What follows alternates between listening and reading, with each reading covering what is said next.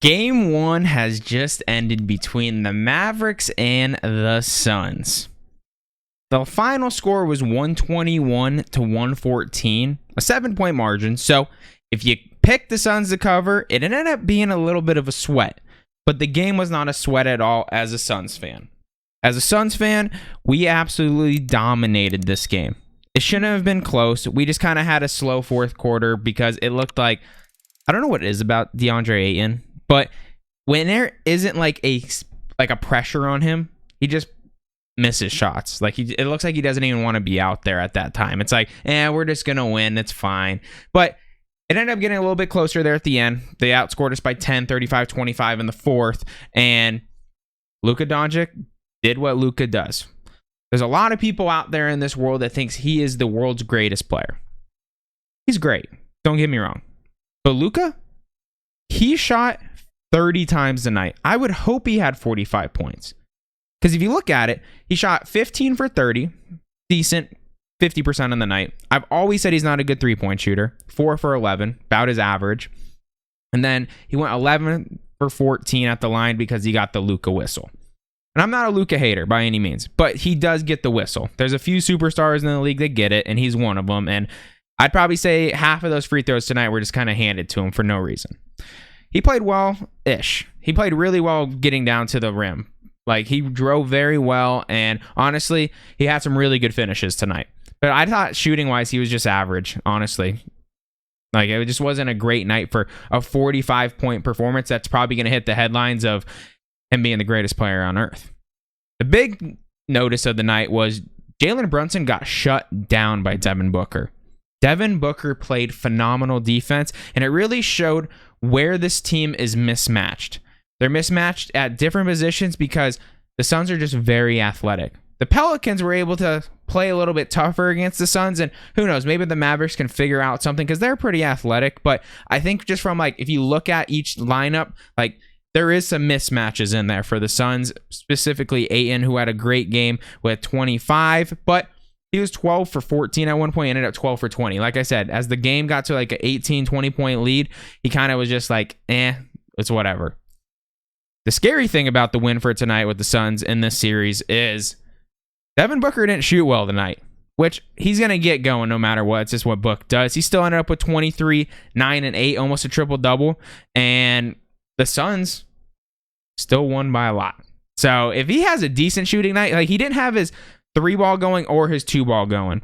So if he gets one of those two going, he's going to end up close to 30. Chris Paul played okay. He missed some shots he usually makes. He went 7 for 13. JaVale McGee probably had one of the coolest plays of his entire career. It's going to be if you're going back to the MySpace page, it'd be his video right there. Stole it, pickpocketed Luka, and went down and just dunked over someone. It was unbelievable. I was losing my mind on that one. But it was great to see Cam Johnson get going back tonight. He had a great game.